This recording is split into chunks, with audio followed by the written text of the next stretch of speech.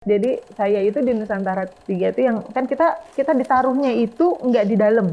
Malam itu kita jadi gedung Jamur itu kan ada koridor ya, Ya, koridor tengah sebelum betul. kita ke sini sama ke sana.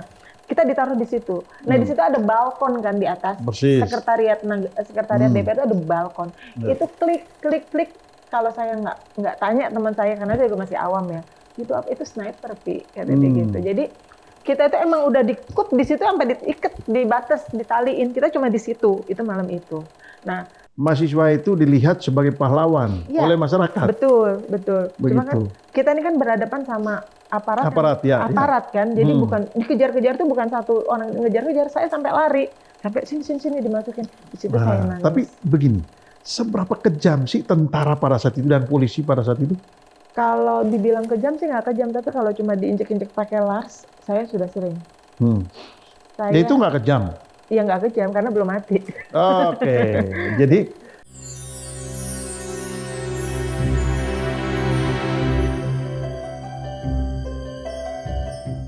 Oke, Sobat Forum, kembali lagi bersama saya Sebastian dalam acara Menolak Lupa.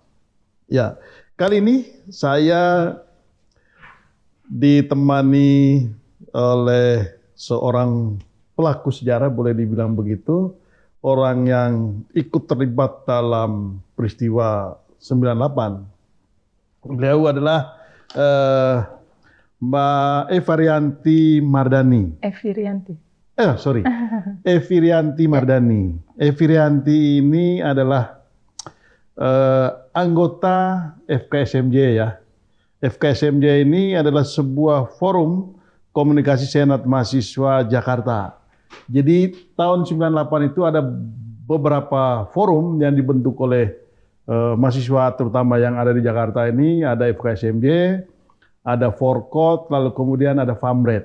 Jadi ada banyak sekali. Di luar itu ada organ-organ yang lain yang menjadi boleh dibilang penggerak dari aksi-aksi mahasiswa sampai ujungnya berhasil menjatuhkan Presiden Soeharto gitu. Yeah. Nah, kenapa kami atau saya bersama Mbak Evi hari ini? Karena Mbak Evi adalah seorang, tadi saya bilang pelaku, Mbak Evi adalah juga Ketua Senat ya? Ketua BPM. Ketua BPM namanya ya? Ketua BPM dari ASMI, Akademi Sekretaris Manajemen Indonesia. Kampus Nah ini kampusnya orang-orang cantik. Bayangkan kampusnya orang-orang cantik, mereka terlibat dalam gerakan untuk meruntuhkan kekuasaan rejim otoritarian Soeharto pada saat itu dan bergabung di dalam forum ini gitu. Nah, saya ke Mbak Evi, dan Mbak Evi lahir di Bogor pada tanggal 12 April 1975 ya. Ya, senang Mbak Evi bisa hadir di sini. Bisa ngobrol-ngobrol hari ini dan saya berharap kita ngobrol santai, bercerita supaya namanya menolak lupa ya. Siap. Supaya kita ini selalu diingatkan oleh sejarah, oleh pengalaman masa lalu, supaya kita tidak mengulang, ya. Karena itu melalui perjuangan yang tidak mudah gitu. Nah, saya sebelum kita ngobrol lebih jauh, boleh Mbak Evi cerita pengalaman masa kecilnya, lalu kemudian sampai ke memilih kuliah di ASMI gitu. Siap. Baik, terima kasih. Bung Sebastian, bahwa saya memang lahir kebetulan di Bogor, lisensinya dari Solo. Oh gitu. Iya. Saya anak pertama. Ini dua-duanya, Bapak Mama Solo? Iya, Solo Klaten, satu Karesidenan itu kan Surakarta ya. Oh sama, ini dong, sama kampung Pak Jokowi dong ya? Beda kecamatan. Beda kecamatan. Iya, jadi kebetulan saya anak pertama dan memang saya punya basic keluarga yang kurang ideal, broken home. Saya SD itu orang tua saya sudah berpisah. Oke, berdasarkan dari situ saya mencari aktualisasi diri. Ketika itu saya sudah SMP, SMA saya sudah mulai aktif OSIS. Oke. SMA saya baru belajar lompat pagar. Kebetulan SMA juga sebenarnya SMA Keputrian, SMKK 4 Pasar Minggu. Oke. Iya, tapi karena itu tadi, karena ada naluri rasa ingin keluar dari ketidaknyamanan, jadi sudah mulai belajar lompat pagar SMA. Lulus SMA 94, jurusan Tata Busana, saya masuk di perusahaan garment. Karena faktor ekonomi keluarga, mau nggak mau sebagai anak pertama harus bantu orang tua, saya kerja 2 tahun. Di situ ada bos ketika itu, Mr. Hai Jun Kim, manajer produksinya PT Deta Marina, melihat saya. Dia bilang, "You tak pantas jadi bagian busana. Yuk saya ambil jadi sekretaris." Gitu. Gitu. Baik, Gonjang Nim, saya bilang gitu. Oke, saya 2 tahun bekerja jadi sekretaris, kok saya lihat kok enakan jadi sekretaris ya daripada jadi tukang jahit gitu kan. Udah dari situ, saya di situ selesai saya di PT itu saya kuliah. Karena sudah cukup uang orang tua saya minta kuliah. Dan karena saya sudah merasa enak di sekretaris, saya ambilnya di ASMI. Gitu seperti ceritanya. itu sejarahnya kenapa saya bisa kuliah di ASMI. Di ASMI sama seperti tadi dikatakan sejarah saya bahwa saya selalu tabrak lari, nggak pernah pas. Di ASMI saya ngambil sekretaris dari sejak penerimaan mahasiswa baru, apa istilahnya dulu ya, saya lupa penerimaan mahasiswa baru itu, saya vokal. Vokal terus sampai saya juara 1 untuk diplomasi, lomba diplomasi untuk mahasiswa baru. Di situ langsung kepala kemahasiswaannya, Pak Charles B. Wangke, itu ketua jurusan kemahasiswaan bilang, "Kamu salah jurusan." Begitu. "Kamu harusnya ngambilnya di Sospol, di ISIP." "Nggak apa-apa Pak, saya sudah enak aja jadi sekretaris." "Nggak apa-apa dong, sekretaris keras, nggak apa-apa sekretaris lapangan." Ya udah. Singkat cerita seperti itu. Begitu saya masuk di ASMI semester 1, saya memang sudah komitmen sama aktif. Jadi semester 1 saya langsung lamar masuk di kepengurusan Senat dan saya adalah ketua BPM termuda di ASMI. Karena semester 1 saya sudah menjadi ketua perwakilan mahasiswa. BPM itu adalah MPR-nya kampus. Kalau dulu kan Senat dan BPM. Senat, BPM, UKM. UKM itu pelaksananya. Saya ketua perwakilan dari 3 jurusan ASMI, manajemen, akuntansi. Di situ saya menjadi ketuanya. Di bawah saya itu ada lagi perwakilan dari setiap jurusan, seperti itu. Berangkat dari situ ya karena pada saat penerimaan siswa baru itu saya tadi sampaikan bahwa pas pecahnya 27 Juli, karena kan penerimaan mahasiswa baru itu 27 Juli. Ya, pecah 27 Juli di Diponegoro itu saya udah mulai, wah seru nih dapat mainan baru gitu. Maksudnya oh gini nih enak ya, aku bilang gitu, organisasi itu ya udah mulai di situ di kampus tuh sudah mulai belajar diskusi-diskusi mengenai politik. Ada dulu di kampus saya itu Info ASMI, tabloid mahasiswa. Di situ kebetulan Mas Agus Supriyanto itu ke Pemretnya sering diskusi politik sama saya. Meskipun secara jenjang jurusan itu jauh. Mas Agus itu sudah alumni, saya baru mahasiswa baru. Tapi karena saya tertarik, suka, ya sudah kita ngobrol-ngobrol, singkat cerita, itu bergabunglah di FKSMJ. FKSMJ itu karena waktu itu kita diundang untuk hadir di IKIP pada saat itu untuk pertemuan senat-senat se-Jakarta, membahas mengenai ini. Nah, karena harus representatif dari kampus yang punya legitimasi sebagai perwakilan kampus, otomatis saya dengan ketua senatnya Oke Sri Lestari. Tuh, terus saya dengan Oke hadir di sana dan berlanjut sampai masuk di FKSMJ. Gitu ya. Oke. Nah, sekarang kita tadi Eva sudah cerita pengalaman Evi, sorry. Saya selalu ini di Eva dan Evi. Nah, Evi sudah cerita soal pengalaman sejak kecil terus sampai ke perguruan tinggi. Nah, saya pengen menggali dari Evi soal pengalaman tadi kan aktif di kampus, lalu kemudian pada saat masuk meletus peristiwa 27 Juli. Nah, itu berarti itu sudah saat-saat itu boleh dibilang sudah mau meletus peristiwa 98 ya.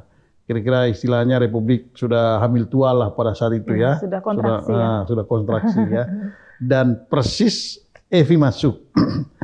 Tapi pertanyaan saya, apa sih yang Evi alami ketika Orde Baru itu gitu? Iya. Ketika mahasiswa, apa yang Evi alami dengan segala aktivitasnya? Baik. Karena kan nggak gampang, zaman itu orang aktif itu tidak mudah, Betul. tidak sebebas sekarang. Betul. Bicara kuliah, saya kuliah baik-baik saja. Karena jujur 2 tahun saya menikmati hasil kebaikan Orde Baru.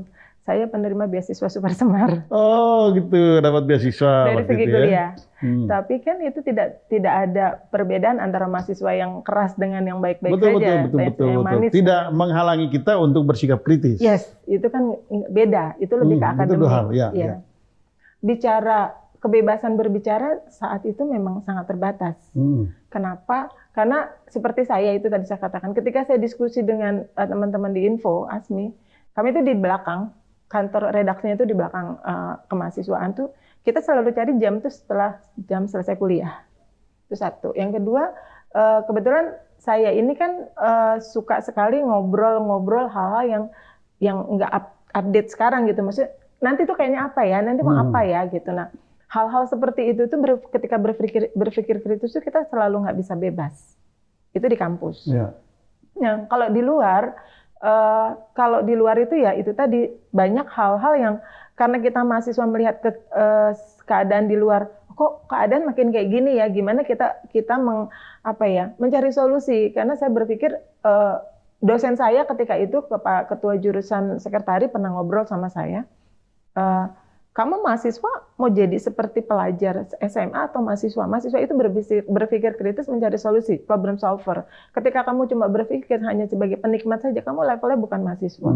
Kamu bukan akademisi, kamu bukan pencari jalan keluar. Nah, saya terpacu oleh kalimat kepala jurusan saya. Nah, ketika itu setiap saya pulang sekolah, saya naik angkot bis Kuan Wisata, Pulau Gadung, Depok. Itu saya pasti ngobrol nanya apa keluhan. Nah, bahan-bahan itu yang jadikan perbendaharaan politik saya. Kenapa akhirnya ini saatnya kita harus melakukan sesuatu, paling tidak menganalisa dulu. Karena pada saat saya semester 1 sampai 2 itu belum terjadi apa-apa ya. Seperti PDIP itu kan PDI ketika itu kan lebih pada internalnya PDI. Nah, 397 udah mulai agak sedikit-sedikit. Nah, di 98 jadi pematangan suhu politik nasional ketika itu kan kurang lebih 2 tahunan itu kan, mulai harga naik, mulai susah, udah mulai banyak-banyak yang dibatasi, diintelin. Saya pernah diintelin itu karena saya aktif, saya selalu pulang malam, berangkat pagi pulang malam, saya naik bus tuh diikutin. Diikutin dari pintu halte kampus, itu sampai ke sini. Jadi kalau mau ke rumah saya, Kuan Wisata tuh belok ke kanan, akses UI, jalan raya ke Salemba. Bukan, akses UI itu Brimob Kelapa II. Oh, sudah di sana. Iya, dulu masih ada jurusan. Orang itu ngintelin saya dari belakang, bus bagian belakang. Saya duduknya di depan, karena saya gede. Itu sampai saya turun situ. Sampai situ udah, karena saya orang situ, jadi saya tahu jalan tikus. Itu saya sempat ngalamin. Itu saya di semester 3. Oh, semester 3. Iya. Gitu. Karena apa? Karena di daerah ASMI itu kan ada komplek angkatan laut, ada tentara di situ. Gitu. Jadi di situ ya memang konstelasi politik saat itu udah mulai panas ya. Katakan tadi sudah mulai kontraksi kan. Gitu. Jadi kampus-kampus tuh mulai didatengin intel-intel gitu. Oke, ini pernah mengalami diikuti oleh intel dari kampus sampai ke rumah untuk ngerti jalan tikus. Tapi kita tahan dulu. Obrolan ini kita akan lanjutkan setelah yang satu ini.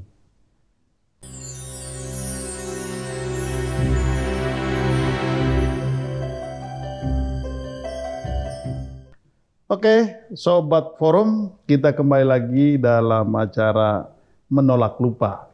Ya, saya kembali saya panggil Evi aja ya. Siap. Supaya lebih ini. Iya. Nah, tadi sudah mulai ini nih, agak ke horor-horor gimana gitu ya, diikutin oleh intel dari rumah ke ini. Gitu. Saya pernah hidup sekamar sama intel selama 7 tahun. Oh ya? Angkatan Nggak tahu. Nggak tahu kalau Nggak itu. tahu. Nggak tahu kalau itu intel. Ketika saya diinterogasi di kantor polisi, Ketemu. baru tahu bahwa ternyata itu Intel ya. Tapi ini cerita horor ya di masa itu. Nah, tapi pengalaman pertama kali Evi ikut demonstrasi itu gimana? Dan kenapa sampai ikut demonstrasi? Pertama kali ikut demo itu justru karena kami kan kampus termasuk kampus yang dianggap nggak mungkin lah ada yang berani, gitu ya. ASMI gitu ya, loh. manis-manis, Manis-manis, pakai rok gitu. Roknya tuh dulu nggak seperti sekarang. Dulu tuh benar-benar harus di atas lutut. Karena kita memang... Pokoknya kita lihat anak ASMI dulu semangat aja. Kecuali lihat saya ya. Nah, jadi nggak mungkin lah. Nah, tapi ketika ada undangan, ketika itu undangan rapat, kita datang, mereka meragukan, masa Vi lu bisa, katanya gitu. Ya lihat aja, aku bilang gitu. Makanya ketika udah mulai panas-panas itu, kita nih gabungan nih. Jadi setiap ada undangan pasti kita bertiga, karena kita kan satu yayasan tadi, ASMI, AMI dengan STKU. Jadi saya dengan Paskalis almarhum tuh selalu bareng. Saya teman dekat lah, kami sering lah.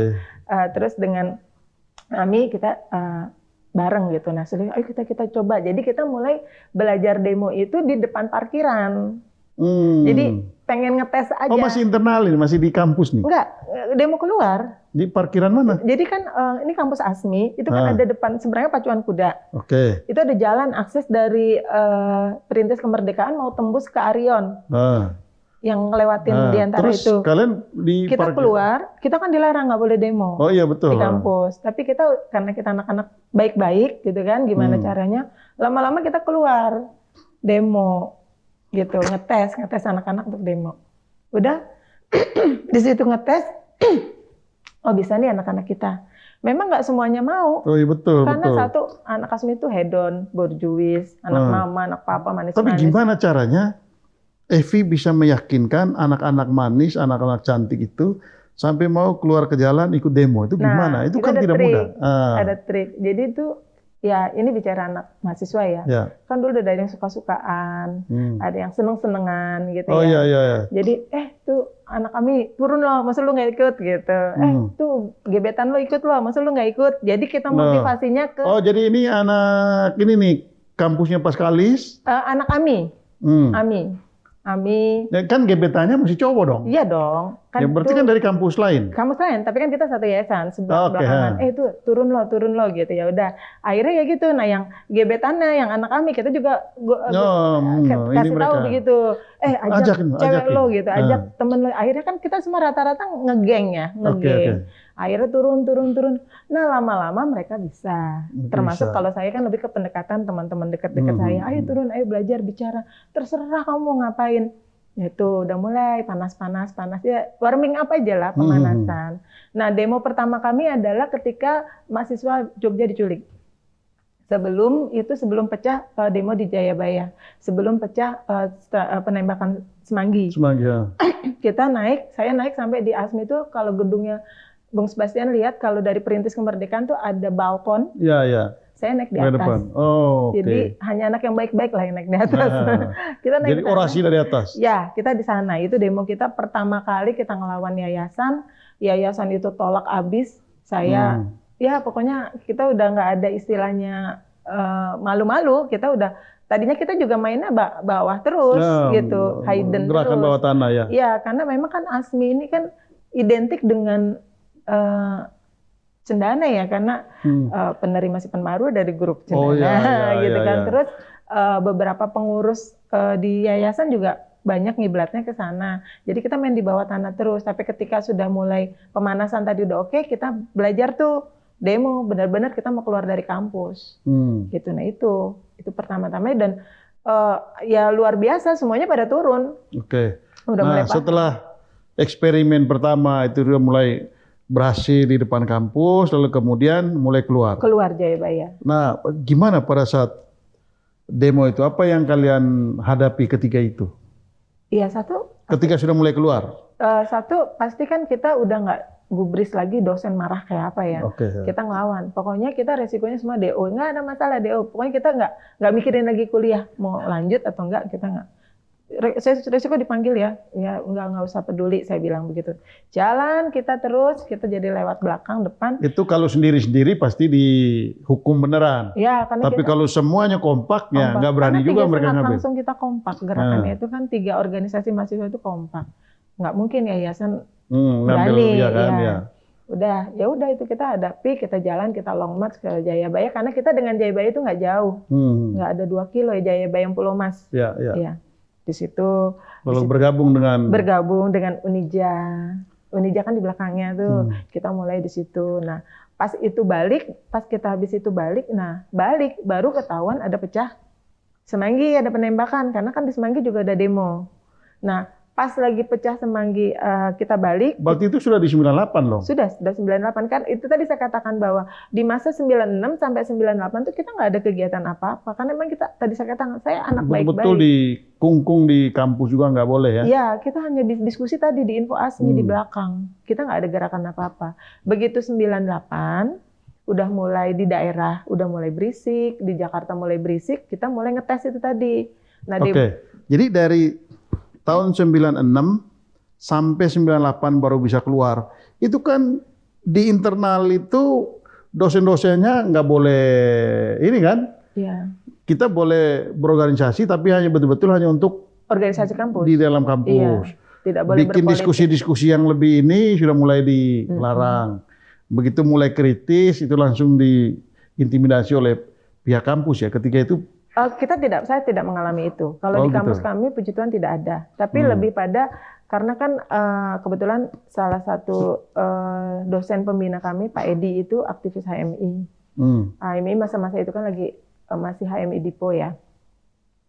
Kebetulan karena kita tahu ya organisasi-organisasi mahasiswa ngajarin jangan begitu di kampus. Ini beda gitu. Ini bukan universitas. Jadi ada pembatasan gitu. Kalian tuh orang skill loh, kalian tuh tenaga ahli loh, enggak wajar lah kalau kalian mikirin yang negara punya urusan gitu. Kalau kamu tuh universitas, boleh kamu politik, sospol, hukum, silahkan. Tapi kan kamu ini praktisi, gitu ya. Satu praktisi kan, tenaga ahli kan, skill gitu. Terus yang lebih unik lagi, kamu tuh sekretaris. Saya sering dipanggil, dinasihatin, janganlah, kamu kan feminim lah.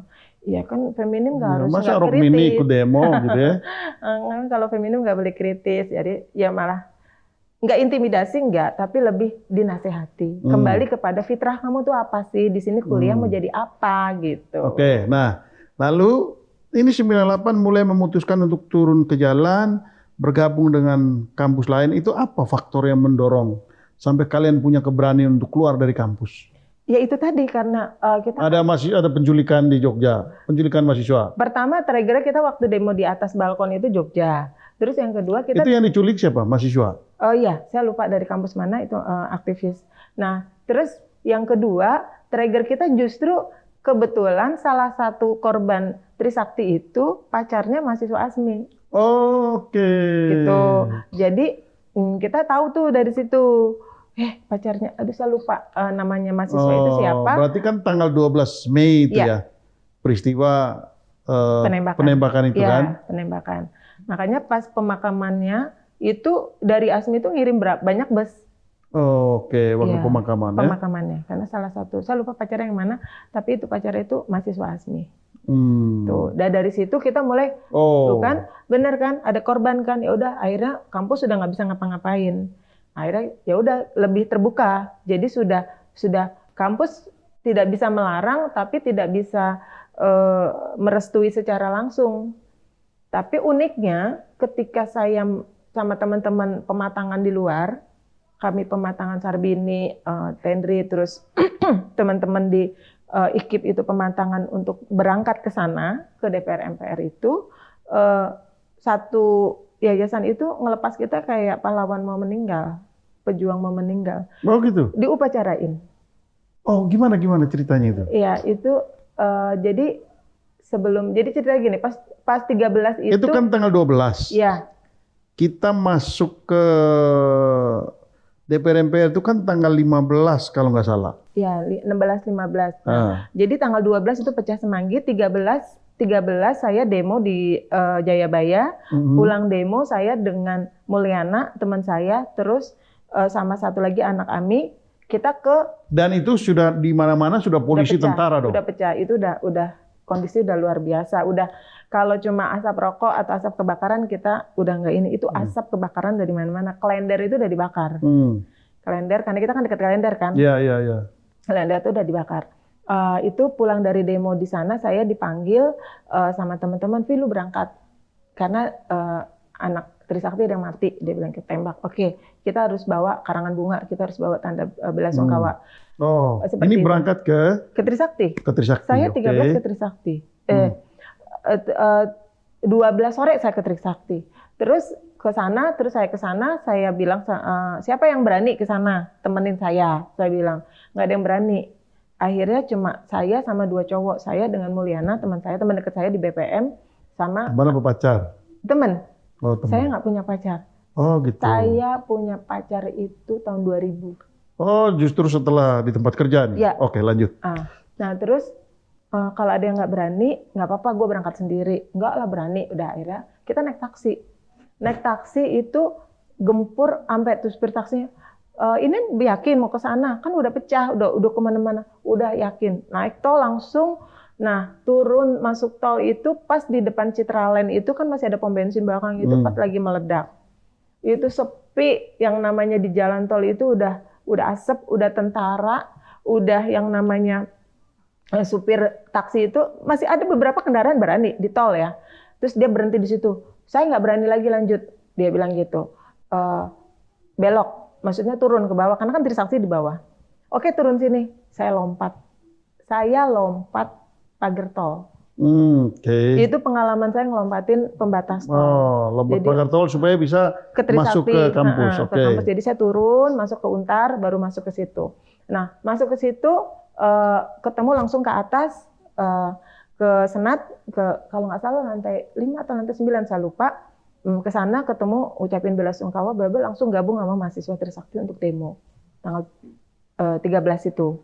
Nah, tanggal 13 kita nggak sampai selesai.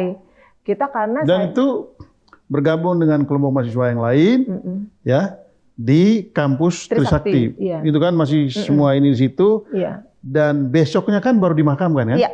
Nah, karena saya nggak bisa lama-lama, karena itu tadi saya harus ngurus pemberangkatan bus untuk nganter pacarnya. Oh, untuk besoknya. Iya, Oke. gitu. Nanti ceritanya dilanjutkan, kita break dulu setelah yang satu ini.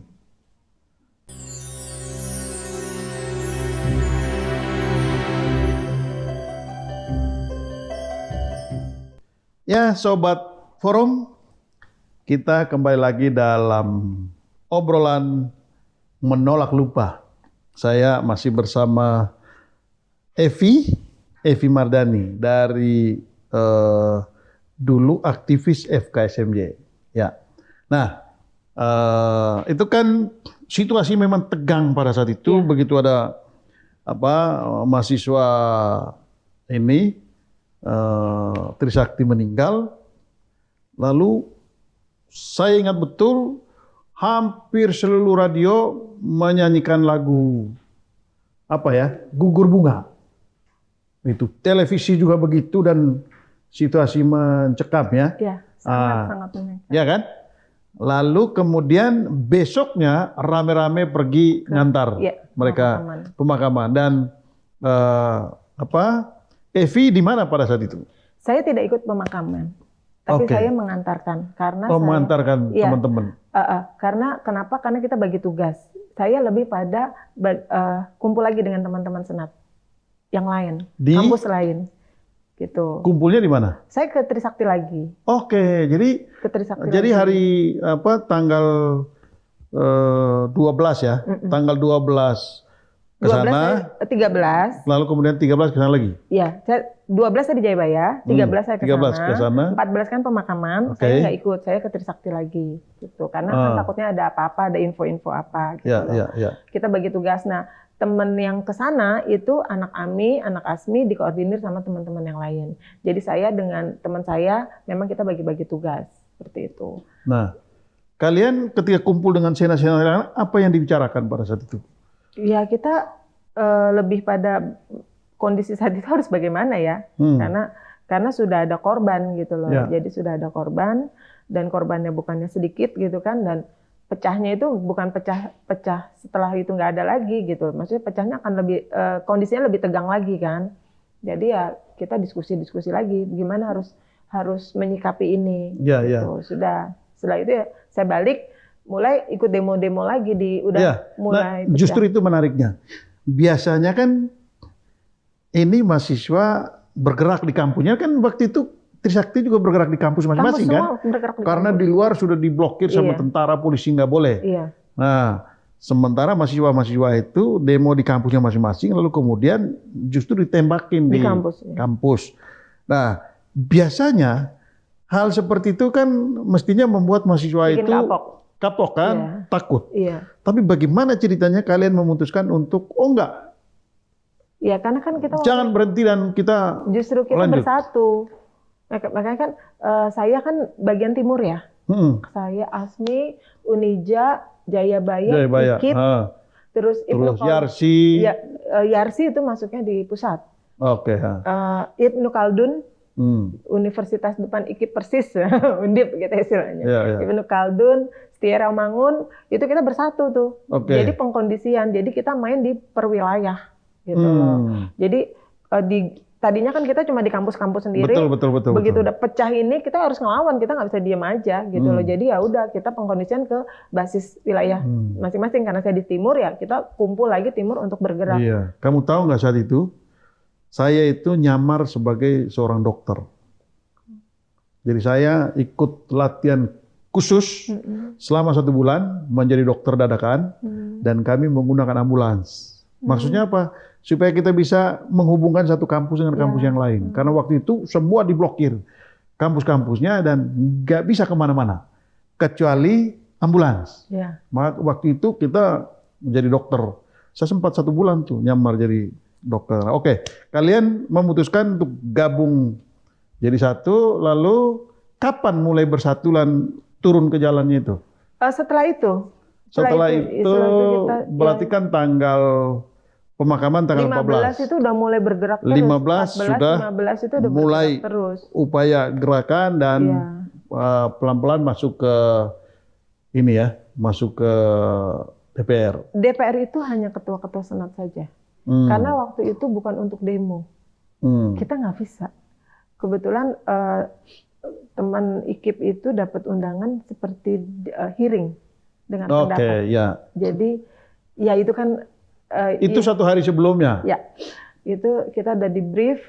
Jadi setiap hari setelah pecahnya Trisakti, saya tidak pernah pulang.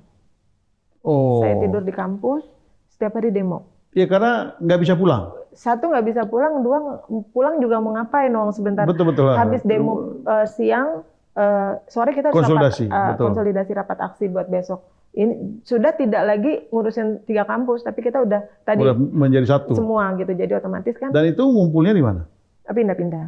Oh, pindah-pindah. Nah terus, yang terakhir ketika persiapan, kita nggak ada yang tahu nih, tiba-tiba teman saya senior di kampus yang dosen di IKIP. Dia aktivis, tapi dia bukan aktivis, dia lebih ke zamannya Bang Hariman.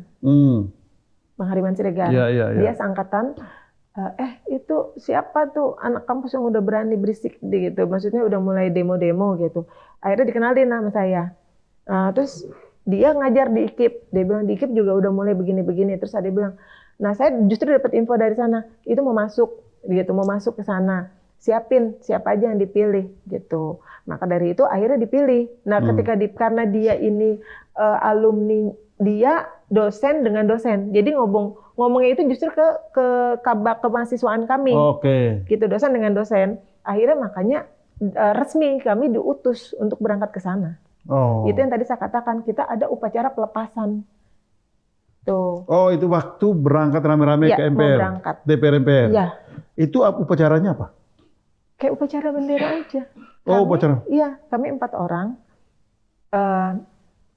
Oke, Ketua Senat, 3 orang, Oke, saya, Mulyana dari ASMI. Dari AMI ada lagi, dari Setia ada lagi. Kita 9 orang itu baris di lapangan kampus, kita upacara. Ini sampai dipasang namanya di tiang-tiang, di papan pengumuman. Utusan dari Yayasan Pendidikan YLPG. Yayasan Pendidikan Lembaga Yayasan. Untuk berdialog dengan ini? Iya, ikut hearing. Ikut hearing di DPR. Ya. Jadi dikasih tahu jurusannya ini, kampusnya ini. Kalau orang baca kan, ini mau diskusi biasa, padahal mah enggak.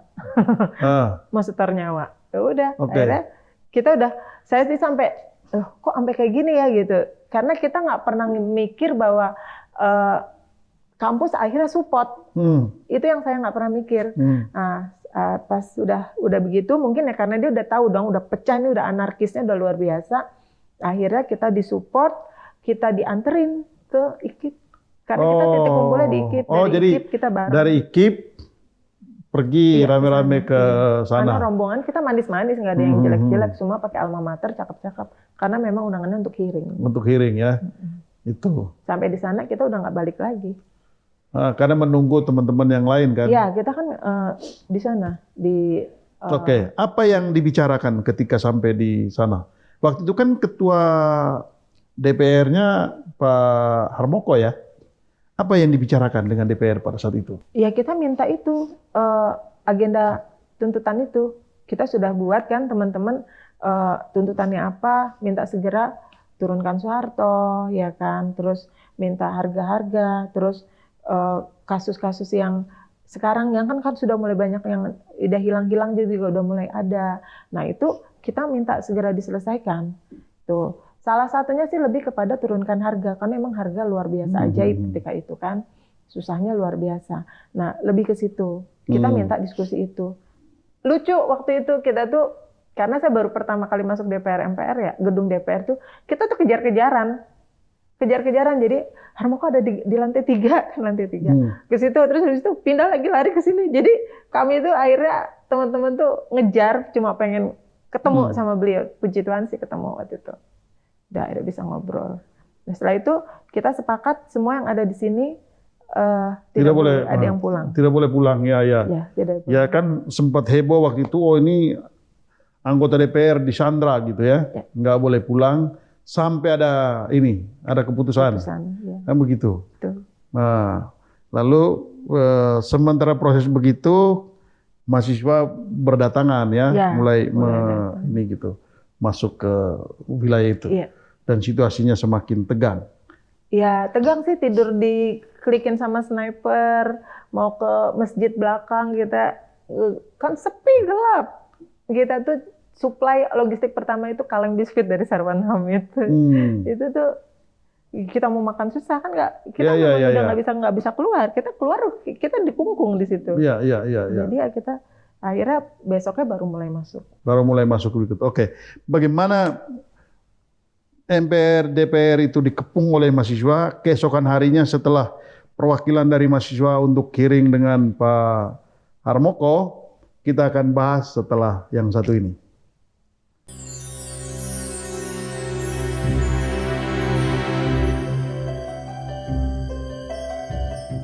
Sobat Forum, kembali lagi dalam acara Menolak Lupa.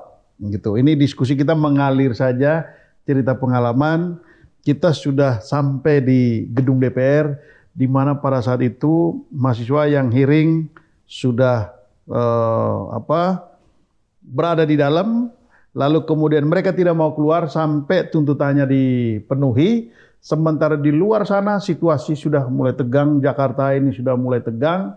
Lalu kemudian asap bekas kebakaran juga masih terjadi di mana-mana. Nah, pada saat yang sama di seluruh Indonesia itu juga sedang terjadi demonstrasi. Ada yang menduduki kantor DPR di provinsi, di kabupaten. Ada juga yang menduduki kantor bupati. Pendeknya seluruh Indonesia sudah bergerak gitu ya. Dan pada saat yang bersamaan mahasiswa mulai pelan-pelan masuk. Dan ketika masuk itu memang situasinya sangat mencekam. Tetapi dengan bergeraknya semua kampus, semua elemen masyarakat, akhirnya gerbang DPR itu juga nggak bisa nggak bisa menahan lagi, lalu tumpah ruahlah manusia sampai ke sana. Jamur kita naik ke atas sampai udah nggak bisa nampung ya. Ya, akhirnya itu gimana itu? Semua ruangan-ruangan di DPR kan didudukin kan? Dudukin, kita tidur di ruang rapat, ada yang ya kita udah anggap ini rumah kita gitu. Jadi betul-betul rumah rakyat ya. Rumah rakyat. Jadi saya itu di Nusantara 3 itu yang kan kita ditaruhnya itu nggak di dalam. Malam itu kita jadi gedung Jamur itu kan ada koridor ya, koridor tengah. Sebelum kita ke sini sama ke sana. Kita ditaruh di situ. Nah di situ ada balkon kan di atas. Persis. Sekretariat DPR itu ada balkon. Itu klik. Kalau saya nggak tanya teman saya, karena saya juga masih awam ya, itu sniper Pi, katanya gitu. Jadi kita itu emang udah dikut di situ sampai diikat, dibatas, ditaliin. Kita cuma di situ, itu malam itu. Nah kita keluar ke toilet itu sebelah sana. Jadi dan toilet itu kita nggak pernah boleh sendiri, jadi harus ada temennya. Nah begitu besoknya udah mulai jebol, dari sana jebol, dari depan jebol, ya udah nggak bisa nampung lagi, semua dudukin, akhirnya kita udah misah nih, masuk ke kampusnya masing-masing. Rata-rata semua dikumpulkan di ruang rapat. Tuh. Iya, supaya nggak ini kayaknya. Lalu kemudian masuklah mahasiswa dari berbagai ini, ada yang sampai naik ke atas gedung kura-kura itu. Nah, ada cerita yang menarik pada saat itu. Saya kebetulan koordinator tim relawan kemanusiaan yang menerima logistik dari berbagai dari berbagai penjuru lah. NGO, LSM lah. Jadi semua makanan macam-macam itu numpuk di DPR. Roti itu yang berbagai jenis juga ada di sana sama. Zaman dulu Monami itu adalah roti paling enak. Nah, tapi yang paling berkesan buat saya pada saat itu, tiba-tiba ada seorang ibu. Seorang ibu bawa rantang. Lalu rantang itu isinya nasi satu, lalu kemudian sayur labu nih, saya ingat betul ada sayur labu satu ini, lalu kemudian ada telur. Nah saya tanya, saya pikir dia mencari anaknya di bawah makanan itu. Lalu saya tanya, ibu cari siapa? Enggak, saya cuma mau bawa ini, makanan ini. Untuk siapa? Ini untuk anak-anak mahasiswa, begitu. Jadi dia nggak punya apa-apa. Yang terbaik. Lalu saya tanya, ibu tinggal di mana? Tinggal di belakang itu, di daerah-daerah kompleks masyarakat situ. Lalu ibu punya anak? Iya, saya tidak punya anak yang mahasiswa. Begitu. Terus ibu kerjanya apa? Saya kerjanya nyuci di tetangga. Ini ibu sendirian, tapi dia masak pada saat itu khusus bawa nasi, bawa sayur ini. Artinya apa? Ibu yang even dia nggak punya anak, yang kerjanya tukang cuci di tetangga, itu menyumbang loh untuk reformasi itu dengan memberikan ini, dan itu luar biasa. Itu gimana kamu mengalami bersama teman-teman mahasiswa dari seluruh kampus? Malam itu karena saya jujur itu ada pengalaman saya berhadapan dengan tentara, dalam arti tentara yang kalau kita berhadapan gini ya wajar. Ini tentara yang sembunyi yang kita nggak tahu. Saya malam itu saya nangis. Saya cuma bilang gini sama zaman dulu itu kan pager ya. Saya minta tolong. Oh ya, masih pager sama handphone yang gede itu. Handphone pisang. Handphone pisang, ya. Saya bicara sama teman saya di kampus, kasih tahu ibuku karena telepon lokal. Kalau ada apa-apa nggak usah sedih. Saya bilang gitu. Karena apa? Karena ketika saya tahu itu adalah sniper, itu ada tentara, udah siap tembak kita semua di situ, saya cuma bilang mungkin nggak saya kembali lagi gitu. Nah, kenapa saya di situ sedihnya? Saya belum bisa ngapa-ngapain ngasih apa-apa buat keluarga saya. Karena kok saya konyol ya, gitu. Kok saya nyerahin nyawa saya di sini ya. Gitu. Malam itu tuh saya begitu. Terus tolong ya kasih tahu ibuku, aku bilang gitu. Karena setelah orang tua saya berpisah, saya dekatnya sama ibu saya. Saya bilang, pas saya keluar, lihat pagi itu sudah mulai banyak yang datang. Karena kita kan bagi tugas ya, di kampus itu ada yang gerakin. Itu saya mulai, aku nggak takut kok. Kita kalaupun ada apa sama-sama gitu kan. Kita nggak konyol, nggak sendirian. nggak sendirian, nggak mati konyol, nggak sendirian. Setelah itu ibu saya sempat datang. Sempat datang, tapi nggak sampai ke dalam gitu. Sempat ngeliat kata dia gitu. Saya bilang itu tadi saya yang mengalami yang seperti itu, saya pernah ngalamin, tapi bukan pada saya. Setelah itu, saya pernah kelaparan, nggak bisa keluar dari Bendungan Hilir itu. Jadi setelah turunnya Soeharto, itu kan kita masih demo terus. Oh iya, masih bertahan di dalam? Enggak, setelah peristiwa itu kita masih demo. Setelah peristiwa turunnya Presiden Soeharto. Iya, kan Pak Harto itu turun pada tanggal 21 ya, 21 Mei. Iya. Itu kan mahasiswa masih ada di dalam itu. Masih dalam, tapi ini setelah peristiwa itu. Oh, setelah peristiwa itu, oke. Saya ngalamin tadi yang seperti ibu-ibu itu, saya ditolongin. Jadi tahu nggak Menara GKBI BRI itu kita demo mau ke DPR, tapi lewat sini, lewat sisi Minto Harjo situ. Nah, saya nggak bisa turun, saya dikejar karena saya tuh udah disuspek. Jadi orang-orang yang di DPR itu semua tuh datanya tuh udah diambil, udah DPO semua, udah didata, udah diambil semua. Saya dikejar-kejar orang, saya dimasukin ke dalam rumah. Siapa yang masukin? Warga. Oke. Saya dimasukin, Mbak masuk gitu, masuk. Nah di situ saya nangis. Saya bilang saya nggak kenal dia nggak tahu saya, mungkin dia tahu apa yang diperjuangkan oleh kita, tapi mungkin apa ya, kok mau gitu menampung seorang penjahat seperti saya, maksudnya dalam tanda petik buronan negara kan? Iya, tapi kan waktu itu mahasiswa itu dilihat sebagai pahlawan oleh masyarakat. Betul. Begitu. Cuma kan kita ini kan berhadapan sama aparat kan, jadi bukan dikejar-kejar tuh bukan satu orang ngejar-ngejar, saya sampai lari, sampai sini dimasukin, di situ saya nangis. Tapi begini, seberapa kejam sih tentara pada saat itu dan polisi pada saat itu? Kalau dibilang kejam sih nggak kejam, tapi kalau cuma diinjek-injek pakai lars, saya sudah sering. Itu nggak kejam? Iya nggak kejam karena belum mati.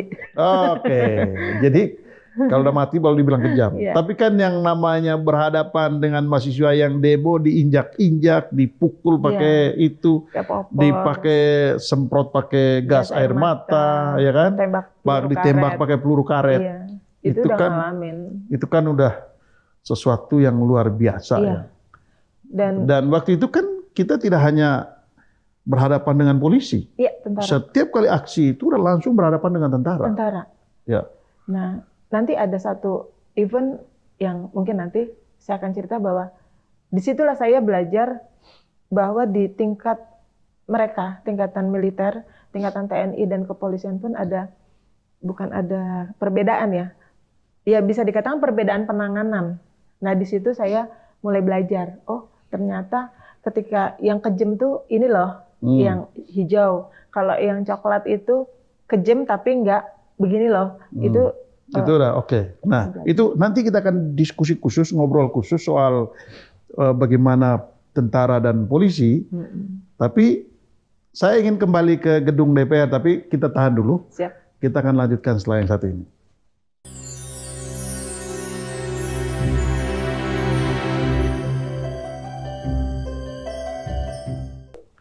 Oke, kita kembali lagi Sobat Forum dalam diskusi menolak lupa.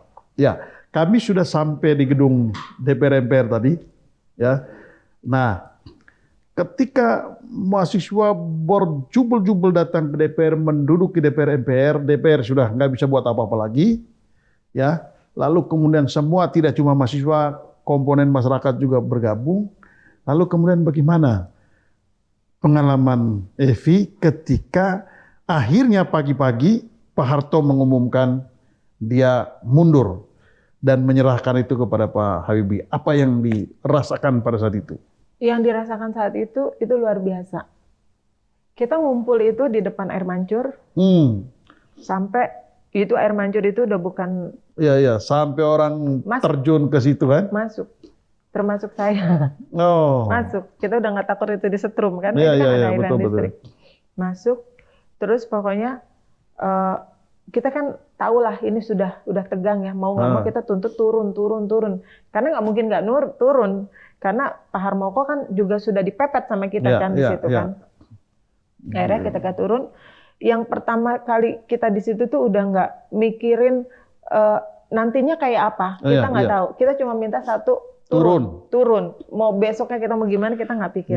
Mau ditembak ke, mau apa ke? Nggak mikir. Kita pokoknya taunya karena bisa dikatakan itu lambang musuh bersama ya, gitu kan. Kalau lambangnya itu udah nggak ada kan, bisa menjadi tanda kemenangan buat kita. Nah, ketika itu saya ada di mana? Saya ada di sisi kiri. Di sisi kiri dari yang tadi koridor itu sisi kiri situ, karena saya selain ngurusin mahasiswa, saya juga ngurusin logistik. Logistik dari beberapa masyarakat, elemen masyarakat, itu saya juga bantu ngurusin. Selain saya ngurusin administrasi, karena saya megang dokumen FKSMJ itu saya. Jadi saya di situ di sisi kiri, saya cari posisi di situ. Begitu pengumuman, kita tuh langsung sesorak-soraknya, dan saya nyemplung ke situ. Terus teman-teman ada yang langsung luar biasa. Jadi kayak bahagianya tuh kayak luar biasa lah. Nah, kayak kita itu lepas dari sebuah cengkraman yang gitu. luar biasa. Dan serasa alam Jakarta ini terbuka gitu ya, sampai ke langit. Jadi pengalaman yang luar biasa. Nah, ketika dia turun, lalu kemudian apa yang ada di pikiran atau di benak mahasiswa ketika itu? Adakah kalian berkumpul lagi, tadi senat itu berkumpul lagi mendiskusikan bagaimana kelanjutannya? Iya, karena kita kan bukan berpikir itu tadi, bukan berpikir ini turun udah terus selesai, enggak. Karena kan ada tahap selanjutnya. Pemerintahan ini kan masih dipegang siapa? Soeharto itu kan bukan begitu. Soeharto turun Orde Baru bubar kan, enggak. Orde Barunya kan masih ada, gitu kan. Orang inner cycle-nya masih berkuasa. Kita nganggap pada saat itu B.J. Habibie masih orangnya dia, gitu kan. Makanya dulu kita demo juga di B.J. Habibie, aktung, boneka Soeharto, bla bla bla. Itu termasuk saya demo juga Pak Habibie ketika itu. Jadi kita nih nggak selesai, tapi paling tidak tadi lambang itu udah tumbang, rubuh dulu. Jadi kita mulai penguatan lagi nih loh, agenda ini apalagi. Makanya ketika setelah itu kita mulai ngebahas pertemuan Ciganjur itu kan. 4 tokoh bangsa ini, mulai dari Sultan Hamengkubuwono, Gus Dur, Megawati, Amin Rais. Nah itu saya juga ada di sana karena itu penggeraknya kan memang FKSMJ ketika itu. Seperti itu. Jadi nggak selesai, tapi nggak berhenti lah ketika Pak Harto turun, tapi ini kita harus awasin karena Orde Barunya masih ada, masih berkuasa. Setelah peristiwa itu kan Soeharto udah turun, tapi kan mahasiswa pada saat itu nggak berhenti juga demonstrasi. Nggak berhenti, dan pemerintah pun juga nggak berhenti. Ya kan? Kita diadu kan sama sampai terjadi peristiwa Semanggi kan? Semanggi. Ada penembakan lagi. Itu nggak berhenti. Makanya ketika Soeharto turun itu bukan keadaan menjadi lebih baik, tidak, malah lebih anarkis. Karena kita dibenturinnya sama masyarakat tanda petik yang sudah dicuci Pam Swakarsa pada saat itu kan. Itu kan setelah peristiwa itu kita udah berhadapannya sama elemen masyarakat yang sudah disiapkan gitu. Jadi lebih kejam lagi kita ngelawan sama teman saudara kita sendiri lah. Tapi di sisi yang lain mahasiswa sudah terkonsolidasi. Sudah kan? Semua elemen mahasiswa, bahkan ini tadi cerita Asmi, bahkan sekolah penerbangan yang dimiliki oleh tentara pun ikut juga demo pada saat itu. Ya, STT Digantara. Nah, Digantara itu ikut berdemonstrasi, lalu kemudian IKJ juga ikut, semua sudah ikut. Nggak ada lagi kampus yang nggak ada kampus pemerintah itu udah nggak ada. Semua sudah turun ke jalan gitu ya, sehingga gerakan itu. Dan apa sih tuntutan setelah Pak Harto turun waktu itu? Orde Baru. Dibersihin dong. Bersihkan Orde Baru. Iya, kan antek-antek rezimnya masih banyak. Nah, satu hal yang sangat kuat pada saat itu kan isu tentang tuntutan tentang KKN. Yes. Ya kan? Iya. korupsi, kolusi dan nepotisme. Iya. Nah itu kan hal yang waktu itu luar biasa ya. Yang ini. Nah sejauh mana isu itu kemudian berhasil menurut mahasiswa pada saat itu? Iya, kita kan bahwa itu tadi agenda tuntutan mahasiswa itu salah satunya tuntutan Soeharto sudah rezim Orde Baru dibersihkan, KKN dan turunkan harga. Itu tahapan-tahapan agenda reformasi itu kan banyak banget. Nah, sejauh mana parameternya apa gitu ya? Parameternya terjadi perubahan-perubahan di tingkatan itu yang kita anggap pemegang-pemegang jabatan itu harus sudah tidak ada di situ seperti itu. Parameternya sih lebih situ karena pada saat itu kan kita cuma bisa nuntut. Itu salahnya kami ketika itu karena kita kan posisinya masih mahasiswa. Betul. Tidak siap untuk berpikir siapa yang mau menempatin gitu loh. Siapa ini kalau ketika diganti siapa? Kita tidak berpikir situ. Kita cuma berpikir udah turun, penting udah berhasil turun gitu Pokoknya aja. Apa-apa waktu itu tuntutannya harus turun ya. Ya, turun ganti gitu. Tidak memikirkan bagaimana sistemnya apa segala macam. Ya, Oke. Kita ini semakin menarik, tapi kita nggak terasa kita sudah ada di penghujung. Kita akan lanjutkan setelah yang satu ini.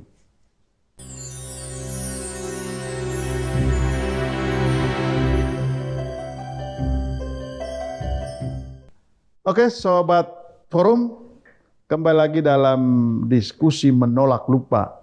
Tidak terasa obrolan kita saking menariknya, tiba-tiba sudah ada di penghujung nih ya. Nah, ini gini, dari tadi kita cerita soal pengalaman ya, bagaimana pada masa Orde Baru itu berjuang sampai Soeharto tumbang. Nah, sekarang ini kita kan mesti sampai pada bagaimana peristiwa itu menjadi pelajaran bagi generasi sekarang dan bagi kedepannya gitu.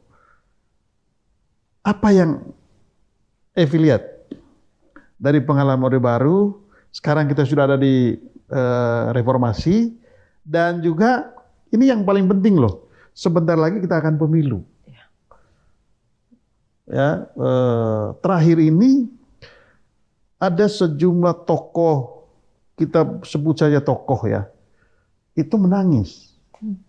Kenapa menangis? Karena tidak pernah menyangka Pak Jokowi ini akan begini. Mereka semua mengaku mereka adalah orang yang sangat mencintai Jokowi, mereka pendukung Pak Jokowi, tapi di saat-saat terakhirnya mereka betul-betul terluka oleh Pak Jokowi. Nah, apa yang Evi lihat dalam situasi ini, belajar dari apa yang pernah dialami dulu? Iya, itulah yang tadi saya katakan bahwa kita berjuang itu kan tidak pernah berpikir dampaknya di belakang hari itu seperti apa. Dan yang tidak habis pikir adalah saat ini dari pemerintahan yang 9 tahun sudah berjalan ini, kita punya harapan banyak ya. Karena kan dari mulai B.J. Habibie berganti sampai ke presiden yang ke-7 ini kan sudah mulai ada progres ya, harapan meskipun tipis lah, nggak bisa 100% semua agenda reformasi terlaksana sampai sekarang, tapi mulai ada progres. Tapi ketika di sini kok kita begitu sudah punya harapan penuh, akhirnya anti klimaks gitu, langsung jatuh gitu loh. Dan jatuh kenapa? Menurut saya terjadi degradasinya udah parah banget. Jadi penurunannya itu udah parah. Kenapa? Karena teman-teman kita ini, saya nih generasi saya contohnya, saya dengan adik-adik bawah angkatan saya itu nggak semua paham keadaan 98.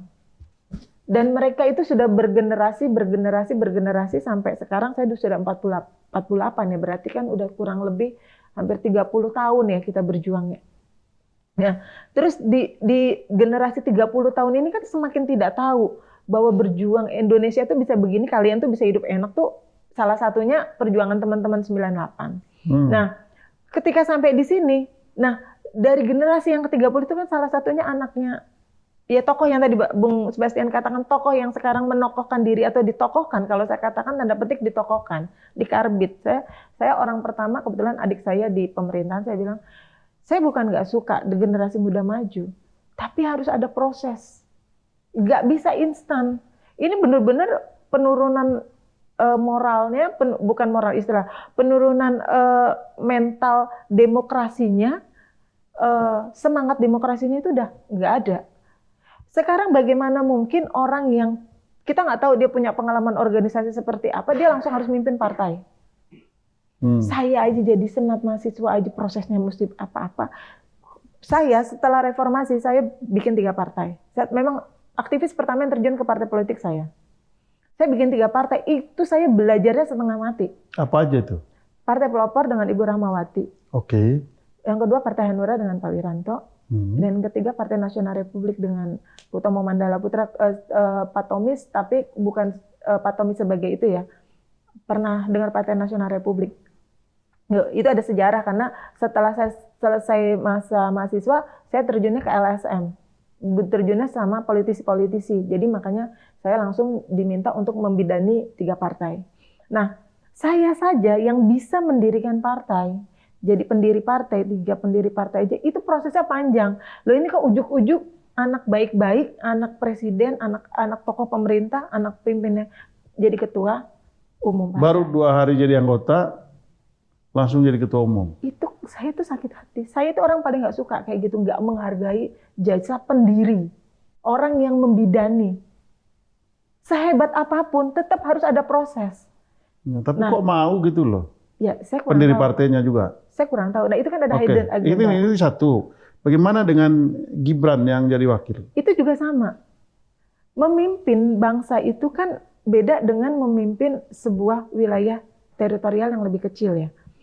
Terus ketika memimpin itu kan ada dasarnya di belakangnya. Kalau bukan karena ada histori orang tua yang telah berjuang di situ, calon yang lain lebih banyak dong. Iya kan? Kalau ukurannya pengusaha sukses, yang lebih sukses pun banyak. Tapi kan ini sudah, saya katakan yang sekarang terjadi itu bukannya baru. Maka saya di situ baru sadar, saya bilang sama adik saya bilang, ini tuh sudah hidden agenda, ini sudah diskenariokan pada periode kedua. Siapa yang disalahkan? Ya, yang bisa disalahkan ya kita, anak muda itu nggak berpikir kritis seperti 98 dulu. Karena kita sudah dicekoki oleh itu tadi. Tapi kan kenyamanan. Begini, kalau mungkin kita agak beda pendapat di sini ya, boleh ya? Boleh. Ya kan, kalau tadi langsung anak muda yang disalahin, ketika bapaknya mendorong anaknya jadi wakil presiden, kan anak muda ini nggak dilibatkan. Ya kan? Nggak diajak ngobrol, nggak diajak diskusi kan, tiba-tiba bapaknya.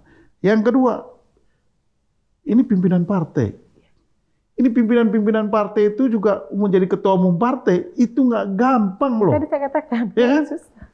Loh, kok tiba-tiba langsung didorong oleh bapaknya untuk jadi calon wakil presiden? Kok mau gitu loh diterima oleh partai? Ini partai-partai besar loh yang terima ini. Ya, justru itu. Jadi nggak fair juga kalau anak-anak muda yang disalahin. Saya bukan disalahin dalam arti dia salah, tidak berpikir, maksudnya tidak melawan gitu loh. Kenapa nggak melawan gitu loh? Ini kan udah jelas ini skenario yang big skenario, hidden agendanya itu bukan dibentuk masa-masa setahun yang lalu sebelum proses pencalonan, enggak. Kalau saya membacanya ini sejak masuk periode kedua itu sudah mulai ada skenario ini. Oke, skenario gitu. dari bapaknya. Entah dari siapa ya. Tapi ya bisa dikatakan sebuah rezim yang dibentuk ini prosesnya nggak instan. Oke. Prosesnya nggak instan, pasti sudah tertata. Karena tadi jawaban pertanyaannya, kenapa ketua umum diam? Kenapa pendiri partai diam? Itu kalau nggak disuntik vitamin tiap hari, nggak dikasih stimulus-stimulus atau nggak dikasih masukan-masukan tiap hari, atau nggak diancam setiap hari, nggak mungkin bisa menerima. Saya yang bukan siapa-siapa, ada anggota jadi ketua DPC ya. Saya belajar dari nol loh. Jadi pengurus partai, ketua DPC Partai Pelopor bidang OKK Jakarta Timur. Mulai dari bawah. Tahun 2000 saya udah mendirikan gitu, bukan partai. ujuk-ujuk 2 hari langsung jadi ketua partai. Oke. Nah sekarang begini, apa yang paling Evi khawatirkan dari didorongnya Gibran ini menjadi calon wakil presiden? Ya itu tadi kalau saya sih secara pribadi saya tidak tahu kualitas beliau seperti apa. Tapi kalau kita bicara dengan apa yang dia lakukan, apa yang coba dia ungkapkan, hal-hal yang sifatnya itu kan kemasan semua. Dan yang akan terjadi nanti di belakang itu ada kehancuran yang lebih sistematis. Apa itu kehancuran apa? Sekarang begini, ketika orang dipaksakan untuk jadi ketua partai tanpa proses. Kita tuh sudah punya sistem kan demokrasi. Organisasi siswa sekolah aja, intrasekolah punya sistem. Oh, artinya itu dirusak semua. Dirusak. Itu kan jadi sistematis. sistem yang ada di partai itu rusak. Dirusak. Jadi main dong. langsung lompat pagar. Oke, apa lagi? Kehancuran apa lagi? Nah, yang kedua, kehancuran yang namanya kalau orang Jawa itu kan ada itu ya, ewah pekewah ya. Apa yang menghargai yang lebih senior, hormat, tahu apa sih namanya sejarah, toto kromo. Ini enggak. Sekalipun itu dalam proses tadi menarik simpati ya, tapi itu tuh mulai hilang. Kenapa hilang? Contoh konkret aja ketika pengumuman capres dan cawapres kan diminta suruh menghadap Pak Rudi kan, ketua DPC kan. Saya bukan orang partai sekarang, tapi saya pengamati. Saya bilang sebagai anak muda itu hitungannya kan cucu. Yang Mbok Yo bicaranya yang sopan, yang baik. Kan itu udah mulai, akhirnya anak-anak muda ngomong sama orang tua kan cuek. Karena ada figur anak muda ada contoh yang kayak ada begitu. Contoh yang seperti itu gitu loh. Jadi itu saya katakan kehancuran sistematis. Jadi gitu ya? Tidak hanya organisasi, tapi tadi nilai-nilai luhur itu, nilai-nilai tata krama itu udah mulai. Nah, kalau dari pengalaman soal demo tadi, ini kita sudah mau menutup.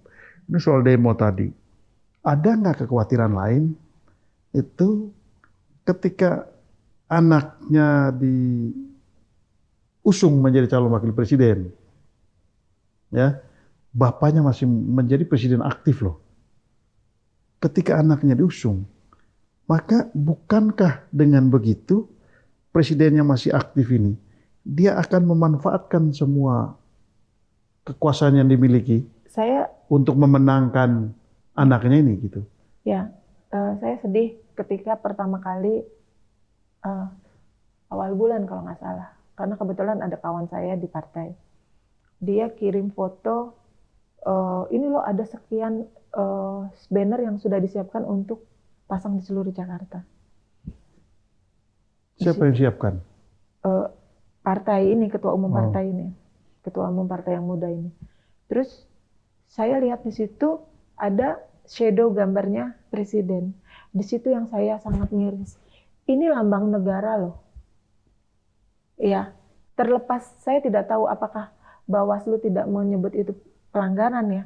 Ini lambang negara. Presiden aktif pemerintahan. Presiden kan lambang negara. Iya, betul. Simbol negara. Betul.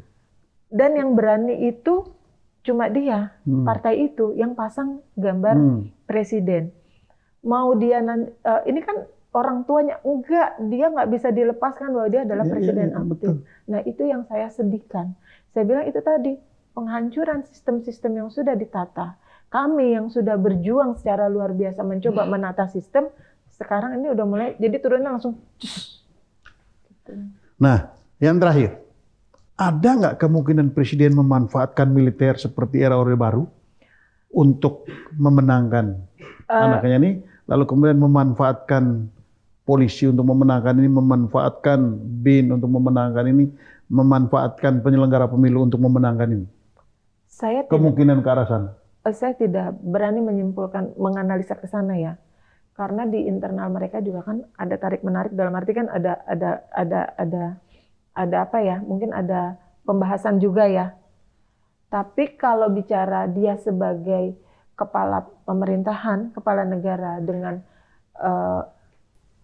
perintah menjaga stabilitas keamanan, stabilitas politik, bisa saja sih diamankan, mengamankan. Tapi apakah ketika mengamankan itu akhirnya diamankan, kita tidak tahu ya.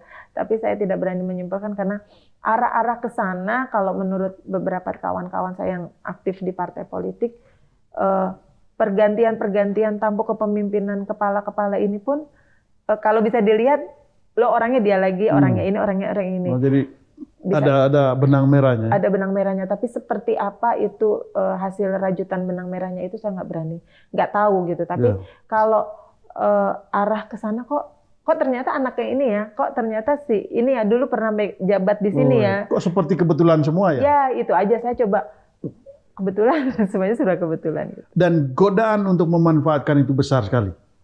Ya, kita berharap ini pemimpin yang sedang berkuasa ini tidak tergoda. Tapi bagaimana bisa menahan godaan wong anak sendiri yang akan maju. Jadi inilah cerita menarik ya dari kisah menolak lupa pengalaman selama Orde Baru, pengalaman Joshua sampai ke konteks kita hari ini. Ya, mudah-mudahan pelajaran penting yang dialami oleh generasi 98 sampai menumbangkan Pak Harto itu menjadi pelajaran bagi generasi sekarang untuk paling tidak mengulangi masa kelam itu. Ya. Gitu. Karena itu ya kita mesti bersikap kritis terhadap apa yang terjadi hari ini. Ya. Dan juga tentu harapannya kepada para pemimpin terutama yang sedang berkuasa hari ini, presiden tentu saja jangan mudah tergoda untuk memanfaatkan aparat negara, baik itu TNI, Polri, BIN, apalagi yang lain, penyelenggara pemilu untuk kepentingan tertentu. Sekali menyeret organ-organ itu ke dalam politik, maka untuk kembali ke situasi normal itu butuh waktu yang luar biasa. Nah, kita nggak mau negeri ini, ya demokrasi yang sudah dibangunnya hancur berantakan, dan kita kembali ke suasana situasi kelam seperti yang terjadi pada masa Orde Baru. Ya, Mbak Evi, terima kasih banyak. Senang ngobrol dengan Mbak Evi. Terima kasih. Mudah-mudahan obrolan kita ini menjadi inspirasi. Ya. Amin. Sampai jumpa lagi dalam acara menolak lupa berikutnya. Sampai jumpa.